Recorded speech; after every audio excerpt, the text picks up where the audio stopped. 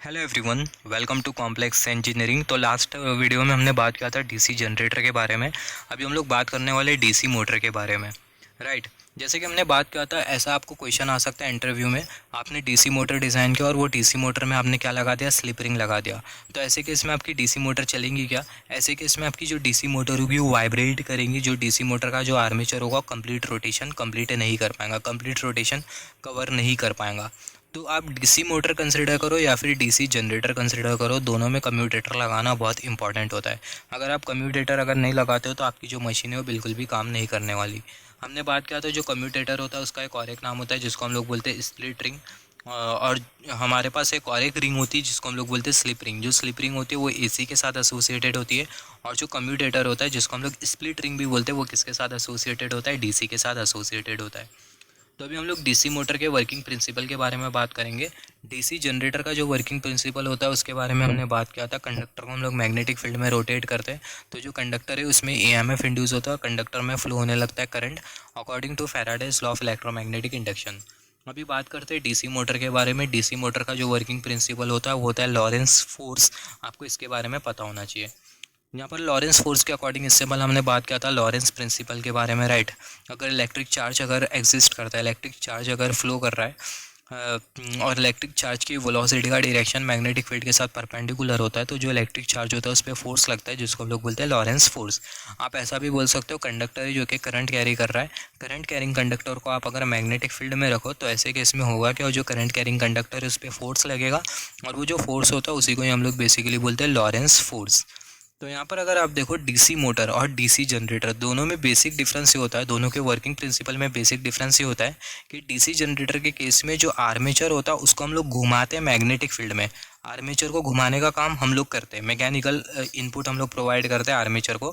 आप ऐसा समझ सकते हो डीसी जनरेटर के केस में जो आर्मेचर है उसे हमें घुमाना पड़ता है मैग्नेटिक फील्ड में। मगर डीसी मोटर के केस में जो मैग्नेटिक फील्ड है वो खुद आर्मेचर को घुमाती है। मगर कंडीशन ये है कि जो आपका जो आर्मेचर है उसमें करंट फ्लो होना चाहिए। तो यहाँ पर अगर आप देखो working principle of DC motor, यहाँ पर ये हमने कंसीडर किया ये है नॉर्थ पोल वाला मैग्नेट, और यहाँ पर ये हमने कंसीडर किया ये है साउथ पोल वाला मैग्नेट। यहाँ पर ये हमने कंसीडर किया ये है आर्मेचर या फिर आप बोल सकते हो कंडक्टर। यहाँ पर आप देखो ये जो कंडक्टर है इसके साथ यहाँ पर हमने कुछ इस तरीके से लगा दिया कम्यूटेटर। यहाँ पर ये कर्सर की टिप ये हमने लगा दिया कम्यूटेटर, आप स्प्लिट रिंग भी बोल सकते हो। और यहाँ पर ये हमने प्रोवाइड कर दिया बैटरी। बैटरी प्रोवाइड करने की वजह से होगा क्या, यहाँ पर ये जो कंडक्टर है इसमें कुछ इस तरीके से करंट फ्लो होगा। तो यहाँ पर ये जो कंडक्टर है वो क्या कर रहा है, करंट कैरी कर रहा है। तो ये जो कंडक्टर है इसको हम लोग बोल सकते हैं करंट कैरिंग कंडक्टर। तो ये जो करंट कैरिंग कंडक्टर है इसको हमने कहाँ पर रखा है, जो करंट कैरिंग कंडक्टर है इसको हमने मैग्नेटिक फील्ड में रखा। तो जब हम लोग ये करंट कैरिंग कंडक्टर को मैग्नेटिक फील्ड में रखेंगे तो जो मैग्नेटिक फील्ड है कंडक्टर को क्या करेंगी, रोटेट करेंगी। और आपका ये जो कंडक्टर है रोटेट करने लगेगा मैग्नेटिक फील्ड के बीच में। यहाँ पर अगर आप देखो, और यही होता है basically working principle DC motor का। कंडक्टर होता है जो कि करंट कैरी कर रहा होता है, उसको हम लोग मैग्नेटिक फील्ड में रखते हैं। तो जो कंडक्टर होता है वो रोटेट करने लगता है। और जो कैसा रोटेट करने लगता है, क्योंकि जो कंडक्टर होता है उस पर फोर्स लगता है और वो जो फोर्स होता है उसको हम लोग बेसिकली बोलते हैं लॉरेंस फोर्स। यहाँ पर अगर हम लोग देखें डीसी मोटर के केस में हमें चाहिए होता है करंट कैरिंग कंडक्टर। ये बहुत इंपॉर्टेंट है, आपका जो कंडक्टर है वो करंट कैरी करना चाहिए। बाकी आपकी जो मैग्नेटिक फील्ड हो कंडक्टर को घुमाने का काम कर देंगी। यहाँ पर अगर हम लोग देखें DC motor works according to Lorentz principle, और जो डीसी जनरेटर होता है वो काम करता है according to Faraday's law of electromagnetic induction. यहाँ पर अगर हम लोग देखें डीसी मोटर का वर्किंग प्रिंसिपल अगर आप देखो, when current carrying conductor is keep in magnetic field then force act over current carrying conductor, और वो जो फोर्स होता है उसको हम लोग बोलते हैं लॉरेंस फोर्स। आप ऐसा भी बोल सकते हो लॉरेंस फोर्स क्या होता है। लॉरेंस फोर्स के अकॉर्डिंग अगर चार्ज मैग्नेटिक फील्ड में अगर फ्लो कर रहा है, चार्ज अगर मैग्नेटिक फील्ड में अगर मोशन कर रहा है, चार्ज की मोशन का डायरेक्शन वेलोसिटी का डायरेक्शन मैग्नेटिक फील्ड के साथ अगर परपेंडिकुलर है तो ऐसे केस में जो चार्ज होता है उस पर फोर्स लगता है और वो जो फोर्स होता है उसको हम लोग बोलते हैं लॉरेंस फोर्स। इससे पहले हमने बात किया लॉरेंस फोर्स के बारे में। अगर आपको लॉरेंस फोर्स नहीं समझता है तो आप ऐसा भी बोल सकते हो, करंट कैरिंग कंडक्टर को जब हम लोग मैग्नेटिक फील्ड में रखते हैं तो जो करंट कैरिंग कंडक्टर होता है उस पर लगता है फोर्स, और वो जो फोर्स होता है उसी को ही हम लोग बोलते हैं लॉरेंस फोर्स। यहाँ पर अगर हम लोग देखें, यहाँ पर इससे पहले हमने बात किया था डीसी जनरेटर के बारे में। जो डीसी जनरेटर का जो आउटपुट होता है, आउटपुट वोल्टेज में आपको क्या मिलता है, रिपल मिलता है। मतलब जो डीसी जनरेटर का जो आउटपुट होता है वो आपको प्योर नहीं मिलता। यहाँ पर अगर हम लोग देखें आउटपुट ऑफ डीसी जनरेटर, यहाँ पर अगर हम लोग देखें, output of DC generator is not a constant voltage, output has ripple. जो आउटपुट होता है डीसी जनरेटर का वो कांस्टेंट नहीं होता, जो आउटपुट वोल्टेज होता है डीसी जनरेटर का उसमें रिपल होता है। कुछ इस तरीके से डीसी जनरेटर ऑब्वियसली आपको डीसी आउटपुट जनरेट करके देगा, तो जो डीसी आउटपुट होता है उसमें आपको कुछ इस तरीके से रिपल मिलता है। तो यहाँ पर ये जो रिपल वाला जो आउटपुट है, रिपल वाला जो आउटपुट वोल्टेज है, इसका कोई यूज़ नहीं है, राइट। हमें प्योर डीसी वोल्टेज चाहिए होता है। तो ये जो रिपल है इसे हमें क्या करना होगा, इसे हमें रिड्यूस करना होगा। तो ये रिपल को रिड्यूस करने के लिए, this ripple can be reduce by using number of coil in series in parallel path.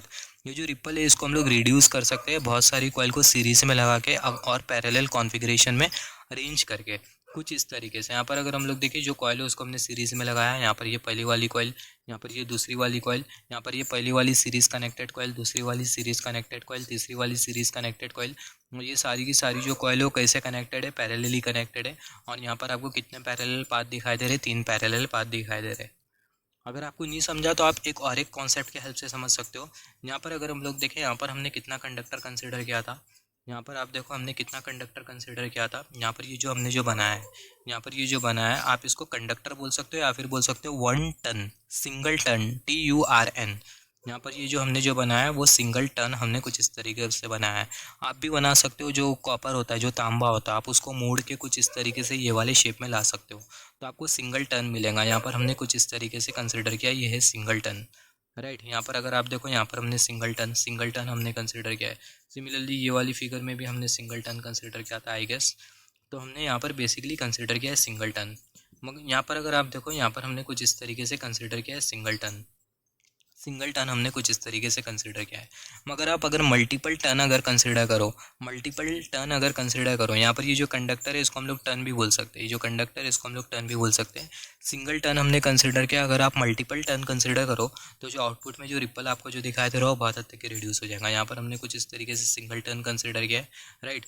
तो आप अगर मल्टीपल टन कंसिडर करो, यहाँ पर अगर हम लोग देखें, यहाँ पर ये पहला वाला टन, फिर उसके बाद यहाँ पर ये दूसरा वाला टन, कर्सर की टिप, दूसरा वाला टन, फिर उसके बाद यहाँ पर ये तीसरा वाला टन आपको यहाँ पर दिखाई दे रहा है, फिर उसके बाद यहाँ पर ये चौथा वाला टन। अगर आप ऐसे मल्टीपल टन अगर यूज़ करो ना, तो ऐसे केस में क्या होगा, जो आउटपुट वोल्टेज में आपको जो रिपल जो दिखाई दे रहा है बहुत हद तक कम हो जाएगा, और जो आउटपुट वोल्टेज होगा वो डीसी आउटपुट वोल्टेज आपको कुछ इस तरीके से मिलेगा। तो यहाँ पर अगर हम लोग देखें, when we use multiple conductor in series then ripple will get reduce, और जो आउटपुट होगा डीसी वोल्टेज का उसमें आपको कम से कम रिपल मिलेगा।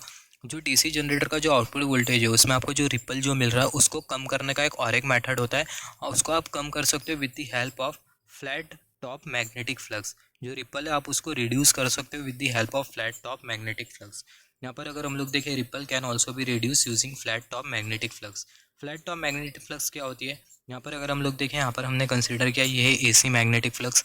एसी करंट के साथ एसोसिएटेड जो मैग्नेटिक फ्लक्स है उसको हम लोग बोल सकते हैं एसी मैग्नेटिक फ्लक्स। तो यहाँ पर हमने कौन सी मैग्नेटिक फ्लक्स कंसिडर किया है, यहाँ पर ये हमने कंसिडर किया एसी मैग्नेटिक फ्लक्स। यहाँ पर अगर हम लोग देखें, यहाँ पर ये साइनसॉइडल करंट, ये साइनसॉइडल करंट के साथ एसोसिएटेड जो मैग्नेटिक फ्लक्स होगी वो साइनसॉइडल मैग्नेटिक फ्लक्स होगी, या फिर आप बोल सकते हो AC magnetic flux. Sinusoidal current magnetic flux associated with current is sinusoidal magnetic flux. यहाँ पर अगर आप देखो, आपको जो टॉप आपको जो दिखाई दे रहा है, पीक आपको जो दिखाई दे रहा है कर्सर की टिप, ये पीक आपको जो दिखाई दे रहा है, अगर आप ये पीक को, यहाँ पर ये पीक है क्या, ये जो पीक है वो है टॉप। यहाँ पर ये पीक को आप अगर फ्लैट कर दो, और यहाँ पर ये जो बॉटम वाली जो पीक है इसको भी आप फ्लैट कर दो, तो जो फिगर होगी वो आपको कुछ इस तरीके से मिलेगी। और यहाँ पर ये जो मैग्नेटिक फ्लक्स आपको जो मिल रही है इसी को ही हम लोग बेसिकली बोलते हैं flat top magnetic flux. Flat top magnetic flux में जो टॉप वाला जो पोर्शन होता है वो फ्लैट होता है, नीचे का भी जो टॉप वाला जो पोर्शन होता है फ्लैट होता है। तो जो मैग्नेटिक फ्लक्स है इसी को ही हम लोग बेसिकली बोलते हैं फ्लैट टॉप मैग्नेटिक फ्लक्स। तो जो फ्लैट टॉप मैग्नेटिक फ्लक्स है इसके हेल्प से भी जो रिपल है आप इसको बहुत हद तक के रिड्यूस कर सकते हो। तो रिपल रिड्यूस करने के हमने 2 मेथड देखे। सबसे पहला मल्टीपल टर्न का हम लोग यूज़ कर सकते हैं, दूसरा हम लोग यूज़ कर सकते हैं फ्लैट टॉप मैग्नेटिक फ्लक्स। अभी जो फ्लैट टॉप मैग्नेटिक फ्लक्स है वो आपको कैसा मिलती है, ये जो फ्लैट टॉप मैग्नेटिक फ्लक्स है वो आपको बेसिकली मिलती है ब्रैडर टाइप पोल शू से। अब ये ब्रैडर टाइप पोल शू क्या होता है इसके बारे में भी हम लोग आगे जब हम लोग फील्ड वाइंडिंग के बारे में पढ़ेंगे तभी हम लोग डिटेल में डिस्कशन करेंगे। फील्ड वाइंडिंग में जब हम लोग पोल के बारे में बात करेंगे, पोल शू के बारे में, पोल कोर के बारे में बात करेंगे, तभी मैं आपको बताऊंगा ब्रैडर टाइप पोल शू के बारे में। तो जो ब्रैडर टाइप पोल शू है उसके हेल्प से हम लोग कुछ इस तरीके से flat top magnetic flux generate कर सकते हैं। यहाँ पर अगर आप देखो ये जो साइनसॉइडल मैग्नेटिक फ्लक्स है, ये साइनसॉइडल मैग्नेटिक फ्लक्स जनरेट करने के लिए ना जो एयर गैप होता है स्टेटर और रोटर के बीच का वो वेरी करना चाहिए, वो वेरिएबल होना चाहिए। अगर स्टेटर और रोटर के बीच का एयर गैप अगर वेरिएबल नहीं होता है तो ऐसे केस में आपको साइनसॉइडल मैग्नेटिक फ्लक्स नहीं मिलेंगी। साइनसॉइडल मैग्नेटिक फ्लक्स को ऑब्टेन करने के लिए जो एयर गैप है वो वेरिएबल होना चाहिए, वेरी करना चाहिए। To obtain sinusoidal flux density obtain करने के लिए जो एयर गैप है वो वेरी करना चाहिए। पोल्स के बीच का और आर्मेचर के बीच का जो एयर गैप है, या फिर आप बोल सकते हो स्टेटर और रोटर के बीच का जो एयर गैप है वो वेरी करना चाहिए, तब जाके आपको कुछ इस तरीके से साइनसॉइडल मैग्नेटिक फ्लक्स मिलेंगी। यहाँ पर हमने बात किया दो जनरेटर के बारे में, एसी जनरेटर के बारे में और डीसी जनरेटर के बारे में। एसी जनरेटर ऑब्वियसली आपको एसी आउटपुट जनरेट करके देगा। एसी जनरेटर में कम्यूटेटर लगा दो तो आपको क्या मिलेगा, डीसी जनरेटर। डीसी जनरेटर आपको डीसी आउटपुट जनरेट करके देगा। एसी जनरेटर को आप यूज़ कर सकते हो 11 kV तक के। AC generator operates at high voltage up to 11 kV तक आप एसी जनरेटर को यूज़ कर सकते हो। और जो डीसी जनरेटर होता है आप उसको 400 वोल्ट तक के यूज़ कर सकते हो। ये बहुत इंपॉर्टेंट है, यहाँ से क्वेश्चन आता है। तो नेक्स्ट कॉन्सेप्ट में हम लोग बात कर लेंगे इलेक्ट्रिकल एंगल और मैकेनिकल एंगल के बारे में। फिर उसके बाद जो बड़ी बड़ी डीसी मशीन होती है उसके कंस्ट्रक्शन के बारे में बात करेंगे।